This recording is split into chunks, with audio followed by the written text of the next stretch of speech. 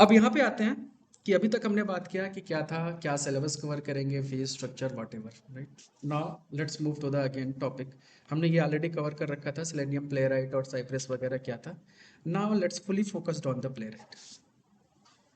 तो प्लेराइट के बारे में समझते हैं कि प्लेराइट टूल ऐसा कौन सा तोप है इसके पास कि इतना ज़्यादा पावरफुल क्यों है, राइट। तो इसको हम कंपैरिजन करते हैं। तो लेट्स से हम चैट जीपीटी पे जाते हैं। गिव मी कंपैरिजन चार्ट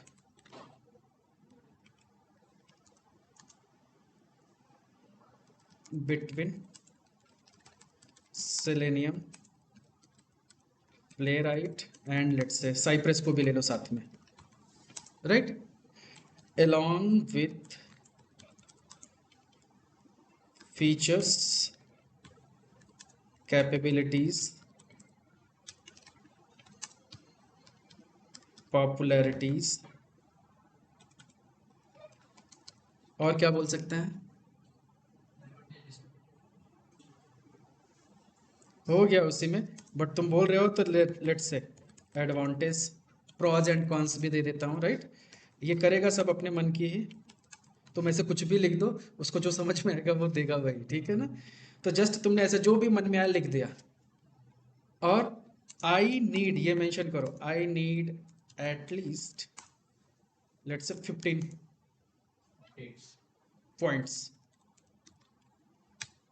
कि कम से कम 15 पॉइंट बताओ ऐसे मीनिंगफुल। तो देखो मस्त चार्ट बना के दे दिया।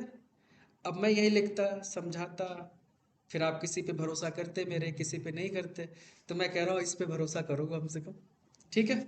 और इसी से अब हम खेलना चालू करेंगे और इसी से बोलेंगे। मैंने 15 बोला, इसने 20 दे दिया मुझे। इसको भी पता है कि मैं आगे और पूछ सकता हूँ। तो सबसे पहले देखो, इनिशियल रिलीज सेलेनियम कब रिलीज हुआ? 2004 में। प्लेराइट कब हुआ? 2020 में। साइप्रस कब हुआ? 2027। अब ये कितने हो गए, इसकी उम्र कितनी हो गई? शादी लायक हो गया है ना, 22, 21 22, 21 क्रॉस हो गया है बस, दैट्स इट। ये अभी बच्चा है, अभी प्ले स्कूल में है। और ये आ गया नर्सरी वर्सरी में, मतलब KG 2 में जो भी है। बट ठीक है। तो ओवरऑल देखो तो सबसे पुराना सेलेनियम है, सबसे लेटेस्ट क्या है? प्लेराइट। समझ गया? तो ये हो गया। प्राइमरी यूज केस इसका क्या है सेलेनियम का? वेब यूआई ऑटोमेशन, मतलब कोई भी वेबसाइट है तो आप उसकी ऑटोमेशन कर सकते हो। इसका क्या है concept? Modern web end to end cross browser testing. तो मतलब ये जो काम सेलेनियम कर रहा है वही काम ये भी कर रहा है, लेकिन ये मॉडर्न एप्लीकेशंस के लिए भी इंपॉर्टेंट है। मतलब इससे आप मॉडर्न एप्लीकेशंस को बहुत आसानी से कर सकते हो। और ये सिर्फ वेब ऑटोमेशन के लिए था, बट ये एंड टू एंड ऑटोमेशन के लिए है। अब एंड टू एंड और वेब ऑटोमेशन में यहाँ पे डिफरेंसेस क्या है कि वेब ऑटोमेशन का मतलब सिर्फ तुम फ्रंट एंड तक ही लिमिटेड हो। अगर तुम्हें एपीआई ऑटोमेट करना है तो सेलेनियम के अंदर कोई फीचर नहीं है एपीआई ऑटोमेट करने का। तब आप क्या करते हो, रेस्ट एश्योर्ड अलग से एक लाइब्रेरी यूज करते हो, रेस्ट एश्योर्ड में तुम करते हो, वो सेलेनियम की कैपेबिलिटी नहीं है। लेकिन प्लेराइट के अंदर आपका एपीआई ऑटोमेशन भी इनबिल्ट है। तो इसलिए ये क्या हो गया, फ्रंट एंड से लेके बैक एंड, तो एंड टू एंड टेस्टिंग हो गई। तो that's the reason Playwright is called for end to end testing. तो दूसरे में ही बेनिफिट आपको मिल गया, राइट। और ये भी क्या है, front end to end testing. फिर तीसरा ब्राउजर सपोर्ट। आप कौन कौन से ब्राउजर में काम कर सकते हो? तो सेलेनियम में आप क्रोम, फायरफॉक्स, एज, सफारी, इसमें भी कर सकते हो, इसमें भी कर सकते हो। तो ब्राउजर हमें आज के डेट में कौन सा चाहिए? तो पॉपुलर क्रोम और एज, दोनों में कर रहा है, तीनों में इनफेक्ट कर रहा है, कोई इशू नहीं है। आर्किटेक्चर, इसका आर्किटेक्चर वेब ड्राइवर प्रोटोकॉल पे है, ये डायरेक्ट ब्राउजर कंट्रोल है। तो मतलब इनके आर्किटेक्चर का मतलब क्या हो गया कि वेब ड्राइवर जो प्रोटोकॉल कॉल करता है, काम कैसे करता है कि बेसिकली क्लाइंट सर्वर आर्किटेक्चर जैसे समझो कि आप जावा का कोड रन किया तो ये सर्वर को हिट करेगा, मतलब एपीआई कॉल करेगा, फिर एपीआई जो है वो ब्राउजर को कॉल करेगा, फिर ब्राउजर में इंटरेक्शन होगा। तो बीच में एक लेयर आ गया ना, कम्बिनेशन ऑफ लेयर्स काम करेंगे जो वहां तक पहुंचेंगे। और ये क्या करता है, डायरेक्ट ब्राउजर को कंट्रोल कर लेता है, मतलब जो भी कोड रन होगा डायरेक्ट ब्राउजर में इंजेक्ट करेगा। तो उससे क्या होगा, बीच का कम्युनिकेशन लेयर खत्म हो गया। तो स्पीड के मामले में ये ज़्यादा फास्ट हो जाएगा। और ये भी फास्ट है, क्यों? क्योंकि ये ब्राउजर के अंदर ही रन होता है।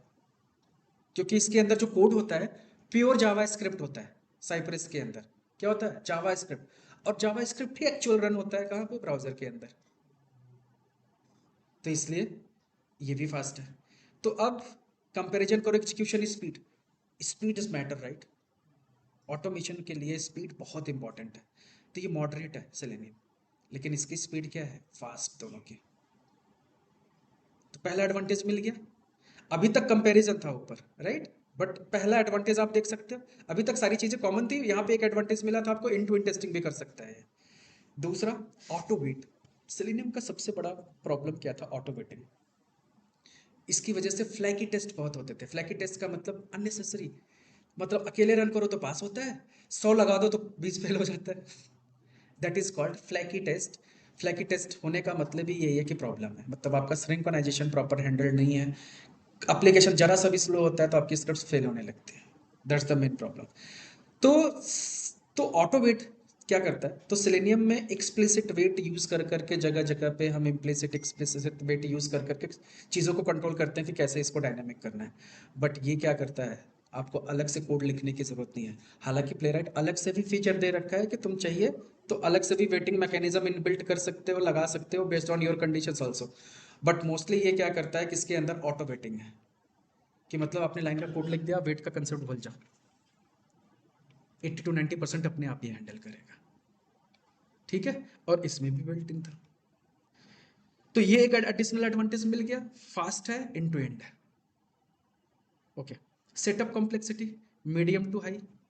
सेलेनियम में पहले जावा इंस्टॉल करो, लाइब्रेरी डाउनलोड करो, फिर इंटेलिजम उसकी प्लगइन्स ऐड करो, या फिर मैवन से pom.xml लाओ, डिपेंडेंसीज ऐड करो, ये सब करना पड़ेगा।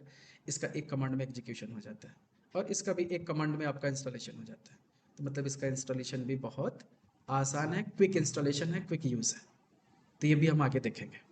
लर्निंग कर्व इसका मॉडरेट है, क्योंकि ये बड़ी लाइब्रेरीज है और बहुत प्यार से इसको लर्न करना पड़ेगा, क्योंकि इसके अंदर जीवाई टाइप का कंसेप्ट ऐसा कुछ भी नहीं है, राइट? तो वो प्रॉब्लम है। उसके पहले आता था रिकॉर्डर टूल जो यूज़ हम करते थे, बट वो पूरा एब्सलीट हो गया। अब हम सिर्फ कोड में ही काम करते हैं, तो नॉन टेक्निकल के लिए कोडिंग में अचानक से स्विच होना बहुत मुश्किल हो जाता है उसके लिए। बट ये ईजी है। तो इसमें दो तरीके से हम काम करते हैं कि प्लेराइट के अंदर इनबिल्ट रिकॉर्डर भी है। आप एक बार पैटर्न समझ गए तो आपको कोड लिखने की भी झंझट नहीं है ना। जैसे मैंने आपको बताया अप्रोच, फ्रेमवर्क बनाना है तो फ्रेमवर्क थोड़ा सा एआई की हेल्प, चैट जीपीटी की हेल्प, और रिकॉर्ड करके स्क्रिप्ट रिकॉर्ड कर दिया, सामने वाले को डेमो दे सकते हैं। That it's the pretty much easy things. और ये भी इजी है। तो मतलब देखा जाए as compare to, let's say, तो यहाँ पे कंपैरिजन हम दो फैक्टर में लेते हैं पॉपुलरिटी को लेके, कि सेलेनियम का जो सबसे ज़्यादा पावर है मार्केट में, सबसे ज़्यादा जो यूजर्स है सेलेनियम विद जावा के साथ है। सेकंड नंबर पे सेलेनियम विद पाइथन है। बट सबसे ज़्यादा मैक्सिमम ऑटोमेशन किस में हो रही है? Selenium with Java. और जावा का नाम सुनते ही हाथ पैर फूल जाते हैं कि कम से कम 3-4 बार पढ़ोगे तब जाके वो क्लियर होता है, राइट? अब यहाँ पे जो पॉपुलरिटी है प्ले राइट की, तो प्ले राइट ज़्यादा पॉपुलर है विद टाइप स्क्रिप्ट। अब टाइप स्क्रिप्ट पाइथन का भाई जैसा है, मतलब जावा स्क्रिप्ट। तो जावा स्क्रिप्ट टाइप स्क्रिप्ट सीखना मतलब बहुत आसान है in fact as compare to Java. तो इसलिए भी ये सीखा जा सकता है आसानी से। ये भी इजी है क्योंकि लैंग्वेज सेम ही यूज़ कर देंगे। दूसरा, मल्टी टैब सपोर्ट दे रखा है ये, कि मल्टीपल टैब वेब पे कैसे काम करना, तो इसमें अलग से हमें कोड लिख लिख के पूरा समझाना पड़ता है, स्विच करो इस विंडो पे, स्विच करो इस टैब पे, फिर ये करो। यहाँ पे कुछ करने की ज़रूरत नहीं है, ऑटोमेटिक ही हैंडल करेगा, जस्ट आपको स्ट्रेट फॉरवर्ड कोड लिखना है। उसके बाद मल्टीपल ब्राउजर कंटेक्स्ट डिफिकल्ट है। ब्राउजर कैपेबिलिटीज सेट करने के लिए यहाँ पे कैपेबिलिटीज़ की यूज़ करनी पड़ती है। सेलेनियम में अलग से पूरा क्लासेस बने रखे हैं जिनको यूज़ करना है। इसमें ऐसा कोई कंसेप्ट ही नहीं है, बहुत आसानी से आप इसको यूज़ कर सकते हो। नेक्स्ट है पैरेलल एग्जीक्यूशन। अब सेलेनियम में अगर तुम्हें पैरेलल एग्जीक्यूशन करना हो तो तुम टेस्ट एन जी पहले उसके साथ इंटीग्रेशन करो, पैरेलल थ्रेड्स बनाओ, नहीं तो मल्टी थ्रेडिंग जावा का यूज़ करो। फिर थ्रेड्स जब जनरेट होंगे तब आपको रिमोट पे अगर करने हैं डिफरेंट मशीन्स पे, तो ग्रिड का पूरा कॉन्फ़िगरेशन सेटअप करना होगा, बहुत ही मुश्किल कॉन्फ़िगरेशन है, राइट? फिर या तो आपको जेनकिंस के थ्रू पैरेलल एग्जीक्यूशन सेटअप करना पड़ेगा, मतलब इंटीग्रेशन ही इंटीग्रेशन यहाँ पे मिलेगा आपको, जो कि आम अगर देखा जाए 100 में तो नहीं बोल सकता, 1000 1000 सेलेनियम जावा के बंदे मिलेंगे अगर आपको, तो उसमें से 2 बंदों को या मैक्स 5 बंदों को ग्रेड आती होगी। ये हद है, ये सच्चाई है इंडस्ट्री का, समझ गए? नहीं तो नहीं आएगी। इसमें क्या है, जस्ट कन्फिग में जाना है, ट्रू फॉल्स लिख देना है, पैरेलल एग्जीक्यूशन इनेबल हो जाता है। समझ गए? और इसमें तो चलो अभी प्ले राइट के बाद उसके हम, ये हमारा क्या था, साइप्रस, राइट? तो इसके बारे में हमें ज़्यादा बात नहीं करना। API testing, external tool required, इसके अंदर बिल्ट इन एपीआई टेस्टिंग हो गई, इसलिए ये एंड टू एंड हो गया। नेक्स्ट, मोबाइल सिमुलेशन, मतलब वो जो भी दिखाया था, तो इसके अंदर ब्राउजर डिपेंडेंट है, एक्सलेंट बिल्टिंग सपोर्ट है, तो जस्ट आप इसमें भी कॉन्फ़िगरेशन से हम हैंडल कर सकते हैं, that not a problem. Network intercept limited, अब नेटवर्क इंटरसेप्ट का कंसेप्ट क्या होता है कि जब आप यूआई से कोई एक्शन परफॉर्म करते हो, कि जैसे सपोज करो यूजर आईडी पासवर्ड फिल किया, लॉगिन पे क्लिक किया, तो बैकएंड में क्या होता है कि एपीआई हिट होती होगी, एपीआई रन होती है, एपीआई कॉल होती है, फिर एपीआई सर्वर से रिस्पॉन्ड लेके आती है। तो अगर हमें इन बिटवीन एपीआई को इंटरसेप्ट करना हो कि उसका रिक्वेस्ट क्या गया, रिस्पॉन्स क्या आया, क्योंकि होता क्या है कि कभी जब आपने लॉगिन किया, मान लो लॉगिन नहीं हुआ, तो आपको रूट कॉज फाइंड आउट करना होता है। आपने तो सिंपल सा स्क्रीनशॉट अटैच किया और जीरा में डिफेक्ट रेज कर दिया कि भाई लॉगिन नहीं हो रहा है, ये एरर आ रहा है समथिंग। लेकिन डेवलपर क्या करता है, उसको जाकर डिबग करना पड़ता है कि एपीआई का इशू है कि फ्रंट एंड के कोड का इशू है। तो आप ये चीज़ क्विकली कर सकते हो, तो एपीआई को सीधे इंटरसेप्ट कर सकते हो और एपीआई से फाइंड आउट हो जाएगा कि एपीआई फटा कि नहीं, कि फ्रंट एंड फटा है। तुरंत आप एपीआई टीम में जाके रिक्वेस्ट रेज कर सकते हो, तो तुरंत आप कैप्चर कर सकते हो क्या, रिक्वेस्ट रिस्पॉन्स, सारी चीज़ें उठा के डिफेक्ट रेज करते हो। तो ये चीज़ बड़ी अच्छी चीज़ है कि ये क्या करता है कि नेटवर्क को इंटरसेप्ट कर देता है बहुत आराम से। तो बैकग्राउंड में, मतलब अगर आप दिमाग से खेलो, तो वेब एप्लीकेशन की तुम ऑटोमेशन करो और एआई टूल बीच में एक इंटीग्रेट करके एजेंट को, साथ में इसको जितनी भी एपीआईज की कॉल है उसको लेके वो बैकएंड में एजेंट जो है एपीआई ऑटोमेट कर देगा, आपको एक्सेस करने की ज़रूरत भी नहीं पड़ेगी, स्मार्टली अगर करो तो। समझ गए? तो this is the very powerful. दूसरा है सर ये स्क्रीनशॉट। नेटवर्क इंटरसेप्शन का एग्जांपल दे सकते हो क्या जरा रियल लाइफ पे सर? तो रियल लाइफ यही तो एग्जांपल दिया कि ये बेसिकली क्या करेगा कि जब आप लॉगिन जैसे करोगे तो जो एपीआई कॉल होती है इन बिटवीन, राइट? तो ये क्या करता है कि एपीआई के कॉल को इंटरसेप्ट कर लेता है, मतलब जो क्या एपीआई में रिक्वेस्ट गई, क्या रिस्पॉन्स आया, क्या स्टेटस कोड रहा, क्या एंड पॉइंट यूज किया, क्या हेडर इंफॉर्मेशन गई, ये सारी चीजें तुम कैप्चर करा सकते हो बेसिकली इससे रन टाइम पे। कोड रहेगा उसके अंदर, वो फीचर्स यूज़ करने पड़ेंगे। और अगर मैन्युअली आपको देखना कि वो चीज़ें होती क्या हैं, तो जैसे फॉर एग्जांपल के लिए आप कोई भी वेबसाइट पे चले जाओ, लेट्स से फेसबुक पे ही चले जाओ, बट ये डिपेंड करता है साइट टू साइट कि एक्सपोज किए हैं कि नहीं। तो बेसिकली आपको जाना होता है यहाँ से इंस्पेक्ट पे, और इंस्पेक्ट में यहाँ पे आपका नेटवर्क टैब होता है, देखो। तो यहाँ से कोई भी एपीआई हिट होती है तो यहाँ से पता चलता है, राइट? तो हमें इसका व्यू चेंज करना है, फिर से ऐसे हो गया ये, यहीं से तो चेंज करते हैं। कहाँ है एरर? इसी पे तो क्लिक किया, छोटा हो जा रहा है, कहाँ आया?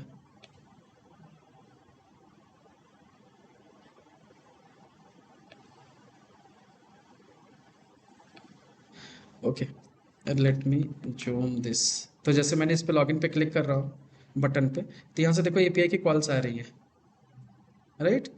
तो यहाँ से ऐसे एपीआई की बहुत सारी कॉल्स आती हैं, जावा स्क्रिप्ट की होती हैं, जिस आपकी rest API, shop API, what ever, right? तो यहाँ से कॉल्स को हम इंटरसेप्ट कर सकते हैं। तो कोई भी वेबसाइट होती है तो उसमें जो एक्सपोज्ड होती हैं, तो यहाँ पे हमें दिखते हैं उनकी एपीआई को, अलग से हम जाके रिक्वेस्ट रिस्पॉन्स को हमें देखना पड़ता है यहाँ से। तो ये सारे काम जो है ये खुद कर लेता है प्लेराइट, मतलब हम कमांड के थ्रू, उसके अंदर इनबिल्ट मेथड्स हैं जो चीज़ों को हम यूज़ करके डायरेक्ट इसको ये कर सकते हैं। नेक्स्ट है स्क्रीनशॉट एंड वीडियोस। तो प्लेराइट के सेलेनियम के अंदर अपना खुद का कोई रिपोर्टिंग का कंसेप्ट नहीं है, मतलब इनबिल्ट रिपोर्ट नहीं है। आपको अगर रिपोर्टिंग करनी है तो तो आपको एक्सटेंट रिपोर्ट, एलेयर रिपोर्ट, राइट, ये सब रिपोर्ट्स की इंटीग्रेशन करनी पड़ती है या कस्टमाइज एचटीएमएल रिपोर्ट बनाना पड़ता है। प्ले राइट में भी ऐसा कोई चीज़ नहीं है। प्ले राइट के पास जैसे रन करोगे अपने आप रिपोर्ट बना के दे देगा, तो आपको अलग से रिपोर्ट की इंटीग्रेशन की ज़रूरत नहीं है, राइट। इसके अंदर अब जैसे प्ले राइट के सेलेनियम के अंदर अगर आपको स्क्रीनशॉट कैप्चर करना है तो आपको कस्टमाइज मेथड लिखने पड़ेंगे कि हाँ भाई एक्सटेंट रिपोर्ट या एलओ रिपोर्ट में आप जाके तुम ऐसी सिचुएशन में जाके एक स्क्रीनशॉट को कैप्चर करो। यहाँ पे क्या होता है कि just true false configuration, screenshot चाहिए, यस नो डिफाइन करो, काम खत्म। ये अपने आप हर स्टेप पे स्क्रीनशॉट भी कैप्चर चेक करता रहेगा। दूसरी चीज़, सेलेनियम के अंदर कभी भी वीडियो रिकॉर्डिंग नहीं कर सकते आप कि टेस्ट रन हुआ और एक रिकॉर्डिंग वीडियो बन जाए डेमो देने के लिए। इसके अंदर आपका एक कॉन्फ़िगरेशन है, उसको सिर्फ ट्रू कर दो, तो ये क्या करेगा, जब भी एग्जीक्यूशन करेगा वीडियो रिकॉर्ड कर लेगा, एज एविडेंस आपके पास है। तो this is the very good concept ना, कि इन सब के लिए अलग से हमें सेलेनियम में कोड लिखना पड़ता है, पूरी लाइब्रेरी कहीं ना कहीं से लेनी पड़ेगी, स्क्रीन को रिकॉर्डर पूरा बनाना पड़ेगा। इसके अंदर क्या है, ये सब चीज़ें इनबिल्ट है, सोचना ही नहीं है। मतलब जो प्रॉब्लम्स है सेलेनियम में, समझ रहे हो ना, वो पूरा सोल्यूशन दिया है यहाँ पे आपको। इसके बाद टेस्ट डिबगिंग, अब डिबग करना है तो जावा है तो डिबग तो कर ही सकते हो, ऐसा चैलेंजेस कुछ नहीं है। इसमें पूरा का पूरा डिबगिंग का अलग से कंसेप्ट है, पूरा ट्रेस करके एक एक इश्यूज बता देगा आपको। और टेस्ट रिपोर्ट भी जो इसका जनरेट होता है उसमें भी प्रॉपर सारी इंफॉर्मेशन होते हैं, टेक्निकल नॉन टेक्निकल सारे, अच्छा रिपोर्ट करनी है डिबगिंग की तो रिकॉर्ड भी कर सकते आराम से। हैं और सपोज हमने रिकॉर्डिंग ऑफ रखी है तो ही रिपोर्ट में सब स्टेप आते हैं। वो तो अगर इनेबल्ड कर रखा है तो आएगा, ठीक है। नेक्स्ट, क्रॉस ओरिजिन टेस्टिंग, ये भी सपोर्ट करता है। CI/CD इंटीग्रेशन, ये तो सबको ही चाहिए, तो ये तो है ही एक्सलेंट। क्लाउड टेस्टिंग, ये भी सबको चाहिए, राइट। तो क्लाउड पे अभी ग्रोइंग रैपिडली, तो खैर कोई चैलेंज नहीं है, क्लाउड जिसका है हम इंटीग्रेशन कर सकते हैं, कोई इशू नहीं है इसमें। Community size, this is the very important factor also, क्योंकि कम्युनिटी अगर स्ट्रांग है तो तुम कोई प्रॉब्लम आई तुम सर्च करोगे तो दे देगा। बट हाँ, लेकिन अब AI के वर्ल्ड में कम्युनिटी डजेंट मैटर, समझ गए ना। हमें अब AI वर्ल्ड में कम्युनिटी नहीं चाहिए, हमें सिर्फ LLM चाहिए, वो खुद से रिकंस्ट्रक्ट कर देगा पूरी स्क्रिप्ट को, राइट। तो फिर भी फास्ट ग्रोइंग है, तो दैट्स फाइन। लैंग्वेज सपोर्ट, इसमें जावा, पाइथन, सी शार्प, जावा, ये सब चीज़ों को सपोर्ट करता था सेलेनियम।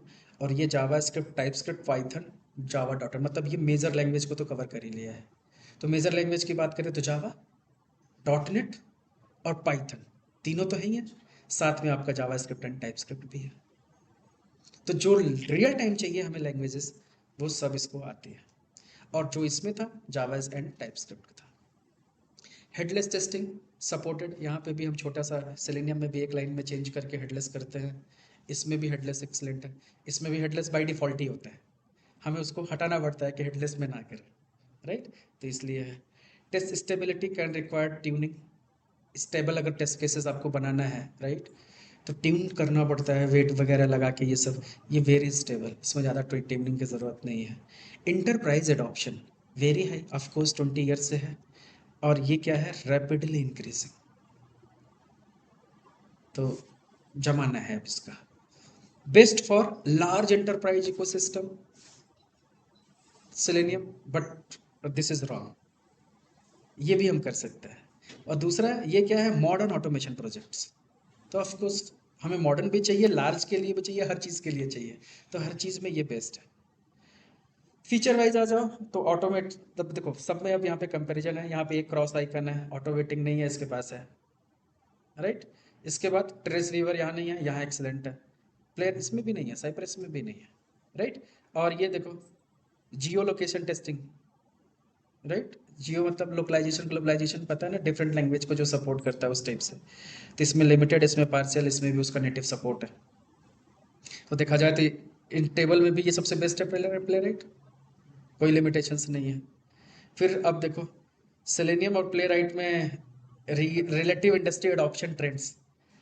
अब बताओ, सेलेनियम का यहाँ तक है 95%, इसका 90 तक पहुँच गया है पिछले 5-6 महीने में सिर्फ। और ये भाई साहब 17 से आए हुए हैं, अभी तक 75 भी नहीं पहुँचे। तो इसके कंपैरिजन में एटलीस्ट सेलेनियम से ज़्यादा पावरफुल तो साइप्रस है कंपैरिजन के हिसाब से, लेकिन वो जब मार्केट में इतना नहीं अचीव कर पाया, बट ये रैपिडली इतनी तेजी से जा रहा है, तो सोचो कहाँ पहुंच सकता है अगले 1-2 साल में।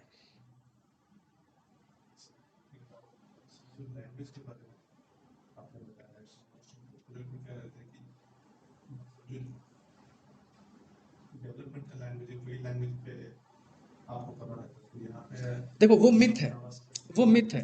मिथ का मतलब ये होता है वहाँ पे कि अगर कोई प्रोजेक्ट जावा में बना है, जावा डेवलपर्स हैं, तो सेम इंफ्रास्ट्रक्चर यूज कर ले ऑटोमेशन वाले भी ना।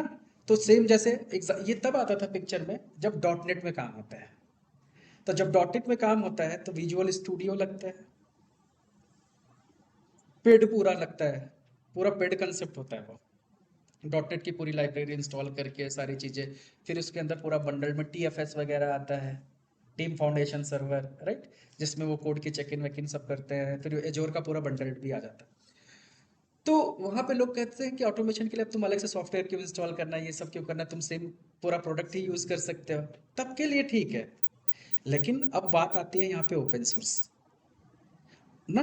तो और दूसरा एक चैलेंज ये भी होता था पहले कि लोगों को ये लगता था कि ऑटोमेशन में भी जैसे सेलेनियम में काम करना है, तो सेलेनियम में भी काम करना है तो तुम्हें कोडिंग ही तो करनी है।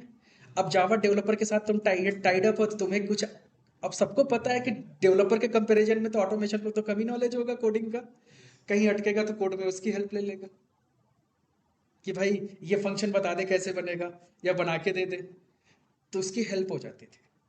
लेकिन अभी क्या है, चीज़ें अलग हो चुकी हैं। अब क्या है, AI वर्ल्ड है, दूसरी चीज़ हमें किसी पर डिपेंड रहने की जरूरत नहीं है। और लोगों का पहले एक माइंडसेट और भी था कि जावा में अगर एप्लीकेशन डिजाइंड है तो जावा से, अगर सेलेनियम विद जावा से ऑटोमेट करेंगे तो ज़्यादा अच्छा चलेगा, ऐसा कुछ नहीं।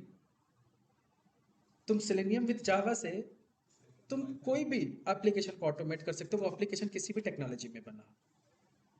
वही सेम कंसेप्ट यहाँ पे भी है कि अगर आप टाइप स्क्रिप्ट यूज करते हो, एप्लीकेशन आपका चाहे डॉट नेट पे बनाओ, चाहे जावा में बनाओ, चाहे पाइथन में बनाओ, डजेंट मैटर, हम अपना करेंगे। हम खुद से इंडिपेंडेंट है, हम डेवलपर पे क्यों डिपेंडेंट बने। और इतना फीचर हमें मिल रहा है आज के डेट में, तो हम कुछ भी यूज़ कर सकते हैं ना। हम कंपनी से कौन सा लाइसेंस मांग रहे हैं, भाई हमें तुमसे 1 रुपए नहीं चाहिए, हम करके दे रहे हैं, बात खत्म।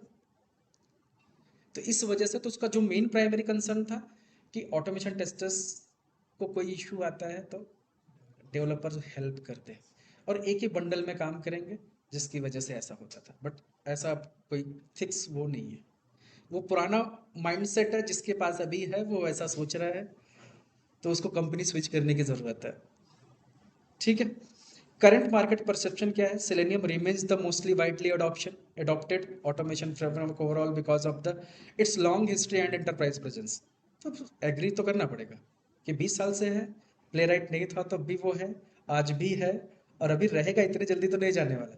अब क्या पता अगर अगले 6 महीने में, जबकि कोई प्रेस रिलीज नहीं आई है, कोई ऐसा नहीं है, लेकिन जितना इसने प्लेराइट ने चेंजेस किए हैं, बहुत मेजर चेंज नहीं है वो। और अगर सोचो कि अगले 6 महीने या 1 साल में ये सेलेनियम कम बैक कर गया इन सारे फीचर्स के साथ, तो क्या होगा, फिर हटा पाओगे तुम,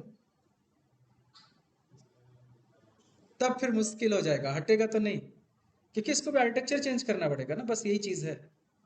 ये भी तो ऐसा आ सकता है ना, लेकिन खर्चा बहुत है इसके पीछे।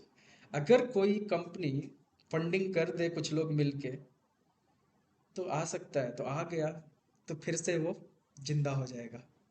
तो इसलिए अभी ऐसे नहीं बोल सकते कि सेलेनियम चला जाएगा, ठीक है। बट आपको कहाँ फोकस करना है, अपने करंट नीड पे। तो हमें करंट 6 मंथ की विजिबिलिटी लेके चलनी है, करंट। क्योंकि अगर सेलेनियम को आना होता तो अब तक बीटा वर्जन तो आ जाता है, बीटा से तो हमें मिल जाता कि चीज़ें हम ये कर सकते थे। लेकिन हमारा टारगेट अभी क्या है कि इमीडिएट 3 to 4 मंथ में सीख के विदिन 6 मंथ जॉब में जाना, जिससे काम चालू हो गया, एक बार घुसे ऑटोमेशन में काम हो गया, चल आने तो टेक्नोलॉजी फिर आएगी तो फिर से सीखेंगे, सेलेनियम आया तो देखेंगे फिर से सेलेनियम में। तब तक तो अब प्ले राइट घुसने के बाद स्टार्ट करोगे तो इमीडिएटली तो नहीं खत्म होने वाला। Okay. Second, playwright is the fastest growing automation framework and it's becoming the preferred choice for many new projects. तो हर एक न्यू प्रोजेक्ट में अभी तो यही जा रहा है, साइप्रस का कोई मतलब नहीं है।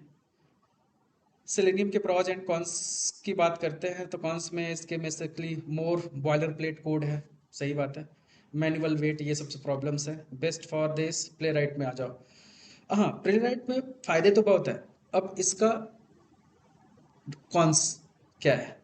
Smaller ecosystem than Selenium, this is not good thing, मैं कन्विंस्ड नहीं हूँ। छोटा इकोसिस्टम क्या होता है? Ecosystem is ecosystem. बड़ा इकोसिस्टम छोटा इकोसिस्टम लेके क्या करना?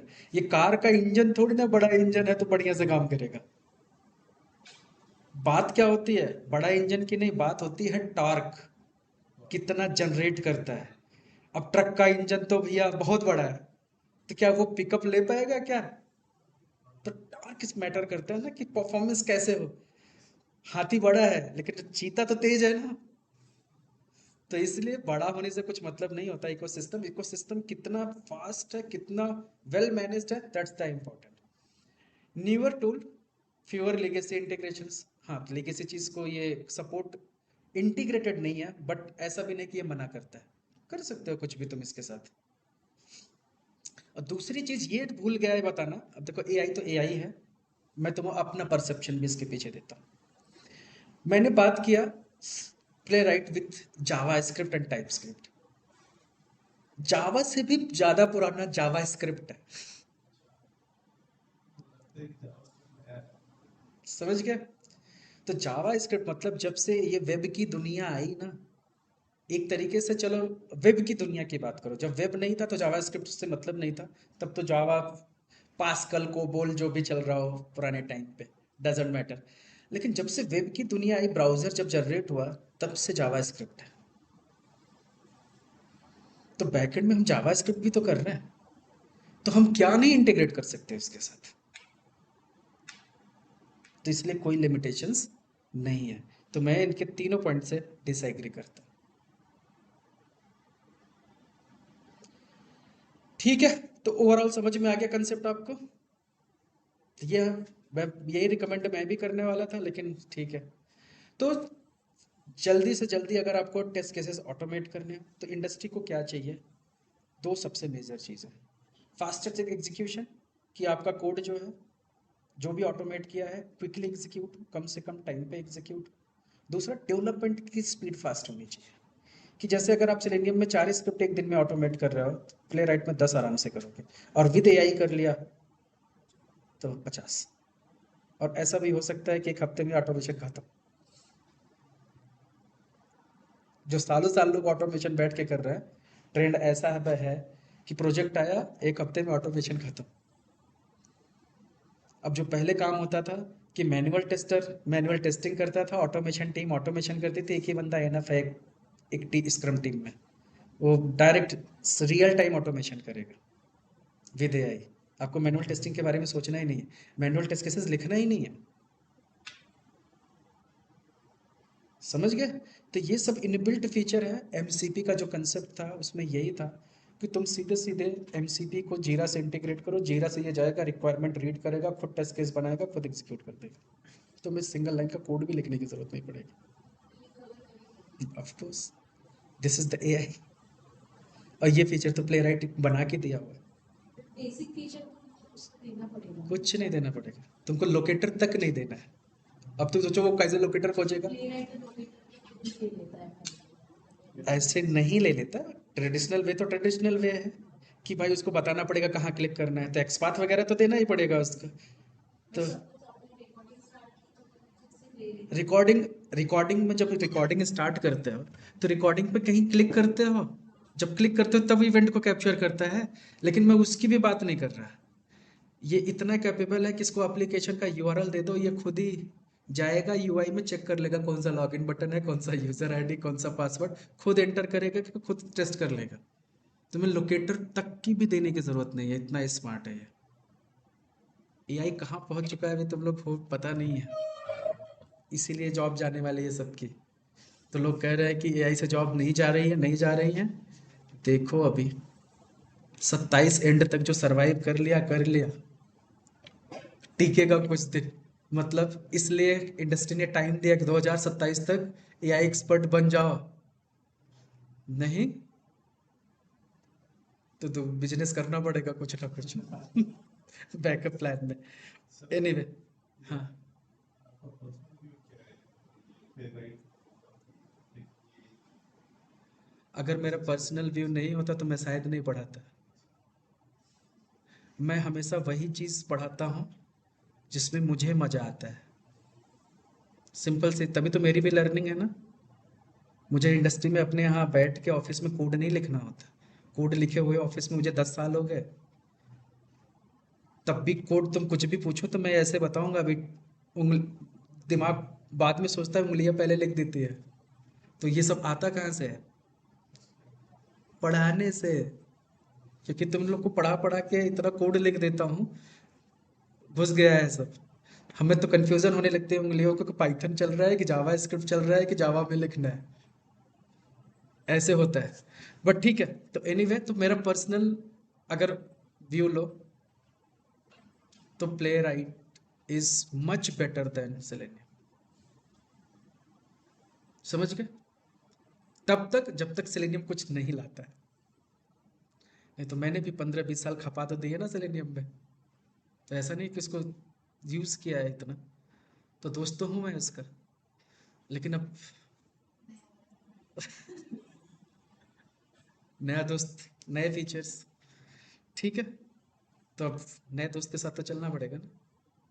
सर ये प्लेराइट में मतलब मोस्टली जावास्क्रिप्ट यूज करेंगे हम लोग ज्यादा कि टाइपस्क्रिप्ट यूज करेंगे? पूरा का पूरा फ्रेमवर्क के अंदर हम लिखेंगे type script, okay. But Java लेकिन उसके स्क्रिप्ट। लिए जावास्क्रिप्ट इम्पोर्टेंट है ऐसा मतलब? जावा स्क्रिप्ट क्या होता है? बेस है। तो जावा, जैसे टाइप स्क्रिप्ट में जब तुम कोई भी कोड लिखते हो तो वो डायरेक्ट एग्जीक्यूट नहीं होता। वो कंपाइल होता है, कंपाइल होके जावा स्क्रिप्ट में कन्वर्ट होता है, फिर वो जावा स्क्रिप्ट से रन करता है। ऐसे काम करता है वो। तो इसलिए तुम्हें जावा स्क्रिप्ट तो पता ही होना चाहिए ना, कि अगर टाइप स्क्रिप्ट में सम लॉजिक्स नहीं बिल्ड कर पा रहे हो तो जावा स्क्रिप्ट में बना के डाल दो। बट ऐसा चैलेंजेस आता नहीं है, स्पेशली एआई तो वर्ल्ड में। सिंटैक्स और कंसेप्ट सेम ही होते हैं क्या उन दोनों में? हाँ, दोनों 90% सिमिलर रहेंगे। टाइप स्क्रिप्ट का मतलब हो गया, टाइप डिफाइन कर दिया है बस। वो बहुत आसान है, बहुत इंटरेस्टिंग है बेसिकली। कि ऐसा लगेगा कि टाइप स्क्रिप्ट तुम्हें कब आ जाएगा तुम्हें पता भी नहीं चलेगा। ऐसा है। तो जावा स्क्रिप्ट में टाइप स्क्रिप्ट पैरेलली पढ़ाने वाला हूँ। कि ये सिंटेक्स मैंने जावा स्क्रिप्ट में लिखा, ले भाई यही सिंटेक्स अब क्या हो गया आपका टाइप स्क्रिप्ट में हो गया, सिंपल। तो साथ के साथ तुम्हें कंपेयर करते जाओगे, तो कोई इशू नहीं रहेगा। तो क्लैरिटी आ गई? Why Playwright? Playwright सबको करना है अब, किसी का माइंड चेंज तो नहीं हुआ? तो play right with type script करो, जो कि सबसे आसान है। आगे चल के कभी फ्यूचर में जरूरत पड़ी तो ऐसा मैंडेटरी नहीं है कि प्ले राइट विद जावा करो, प्ले राइट पाइथन करो। कोई भी एप्लीकेशन को एक लैंग्वेज में कर सकते हो।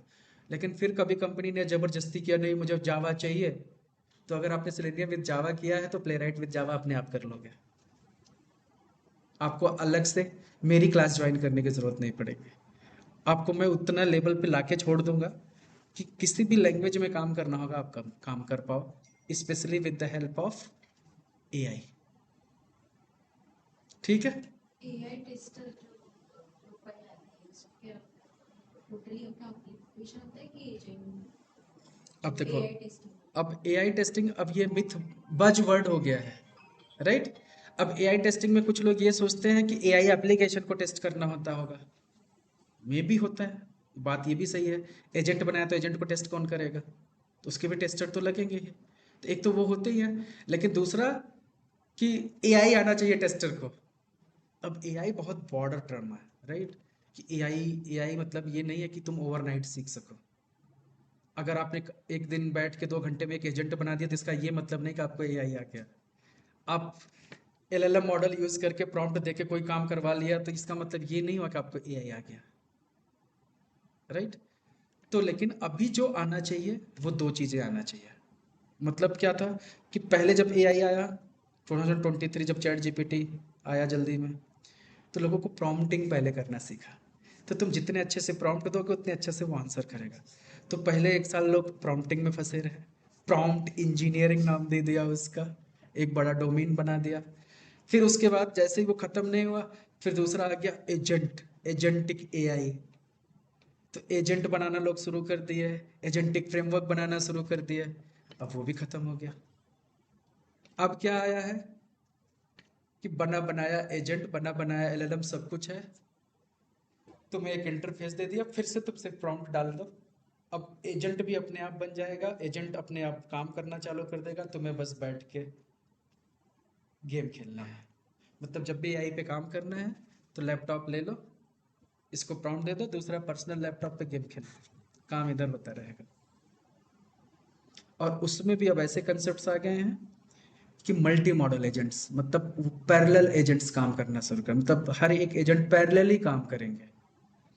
तो मतलब तुम एक साथ एक काम को करने के लिए, जैसे तुमको एक वेब एप्लीकेशन डिज़ाइन करना है, तो वेब एप्लीकेशन के अंदर अब तुम्हारे पास जो सॉल्यूशंस आ गए हैं, जैसे ये एंटी ग्रेविटी वगैरह। एक मिनट,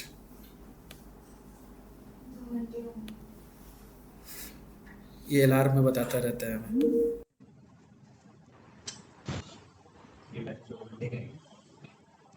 तो जैसे एग्जांपल के लिए मैं बता रहा था कि प्रॉम्प्टिंग था, प्रॉम्प्टिंग के बाद एजेंटिक एआई आया, अब एजेंटिक एआई भी खत्म है। अब एजेंट बनाने का जो हर कंपनी कह रही है एजेंट बनाओ एजेंट बनाओ, वो पुराना कंसेप्ट हो गया। अब क्या है, जैसे एंटी ग्रेविटी आ गया, या फिर आपका क्लाउड कोड आ गया, कोडेक्स आ गया, इन सब में खुद से बने बनाए एजेंट हैं। इनको आप प्रॉम्प्ट दोगे, ये अपने आप, जैसे तुमने बोला कि मुझे एक एप्लीकेशन डिज़ाइन करना है, तो वो क्या करेगा, अंदर ही सारे एजेंट्स ले लेगा। एक एजेंट को लगा दिया फ्रंट एंड डिज़ाइन कर, एक एजेंट को बोला एपीआई डिज़ाइन कर, एक एजेंट को बोला तो डेटाबेस डिज़ाइन कर, वो और आपस में सब कोलैबोरेट करते रहेंगे। मतलब तुम्हें कुछ करने की ज़रूरत नहीं है। तो मतलब उसी में, जैसे एक प्रोजेक्ट में काम करने के लिए project manager, development manager, delivery manager, test manager, team lead, developer, tester, BA, सब काम करेंगे एक दूसरे से कोलैबोरेट करके। हाँ भाई ये ऐसे वैसे। तो अब तुम्हें सिर्फ प्रॉम्प्ट देना है कि मुझे एक अमेजॉन जैसी वेबसाइट बनानी है, दैट्स इट। दे के छोड़ दिया, काम खत्म। अब प्रोजेक्ट इंटरनली सब चीज़ें पैरेलल शुरू हो जाएंगी। मतलब पहले क्या होता था, सिक्वेंशियल, एक एक एजेंट एक एक चीज़ करेगा, फिर दूसरे एजेंट को कांटेक्ट करेगा, फिर तीसरा एजेंट को कांटेक्ट करेगा, फिर ऐसे होता था, एजेंट एजेंट खेल रहे थे। अभी क्या, सब एजेंट पैरेलल काम करेंगे, पैरेलल मोड में आ गए कि एक साथ प्रोजेक्ट मैनेजर प्रोजेक्ट का डॉक्यूमेंटेशन बना रहा है, इधर डेवलपमेंट स्टार्ट हो गई है, उधर एपीआई बिल्ड हो रही है, डेटाबेस का टेबल क्रिएट हो रहा होगा, आपस में सब सिंक भी करेंगे, उसी में टेस्टर भी टेस्टिंग कर रहा होगा सबका, किसी ना किसी का। तो मतलब हर एक चीज पैरेलली मोड में आ गया।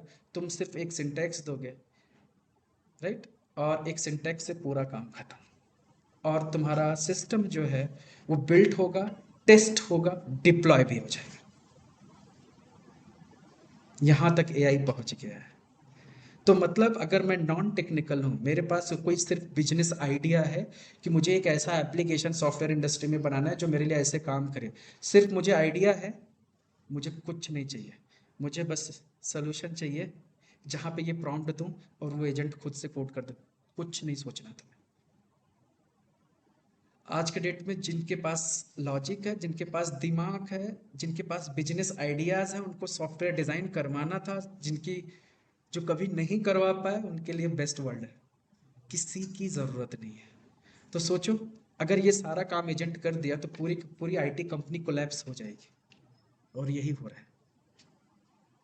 एकाएक तो नहीं कर सकते, क्योंकि स्पेशली जो कंसल्टिंग फर्म्स हैं, टीसीएस, विप्रो, इन्फोसिस, राइट, अब ये सब क्या करेंगे, ये तो बिलिंग के पैसे कमा रहे हैं, इनका अपना कोई प्रोजेक्ट ही नहीं है। ये तो क्या कर रहे हैं, थर्ड पार्टी, जैसे कोई बैंक है उसका एप्लीकेशन बना रहे हैं, चलो तुम उस प्रोजेक्ट पे लगा दिया, वहां से बिलिंग आ रही है, $50 बिल कर रहे हैं, $2 तुम्हें दे रहे हैं, पर $40 खुद रख रहे हैं, उनसे उनकी कंपनी चल रही थी अभी तक। जरूरत ही नहीं ना अब। पहले वो क्या करते थे, छोटे भी काम के लिए चार चार बंदों को रख लेते थे।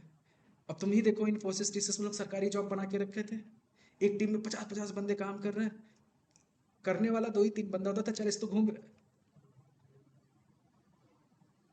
तो वो सब कहाँ जाएगा अब उनकी आदत खराब हो चुकी है। अब अचानक से जो 10 साल काम नहीं किया, अचानक से काम देते हो तो पैनिक हो जाएगा ना कि ये सब क्या हो रहा है उसके साथ, वो नहीं सर्वाइव कर सकता है ना। तो यही चीज़ें हो रही हैं। तो अब इंडस्ट्री ऐसी आ गई है कि अगर तुम्हें इंडस्ट्री के साथ चलना पड़ेगा, अब मतलब तुम इस कैपेबल बन जाओ कि तुम डेवलपर हो, तो तुम्हें डेवलपमेंट में कंपटीशन करना पड़ेगा। तुम टेस्टर हो तो तुम्हें टेस्टिंग टीम में कंपैरिजन। तो तुम्हें क्या करना है कि जो तुम्हारे टीम में जितने टेस्टर हैं उनसे ज़्यादा सुपीरियर बनना है।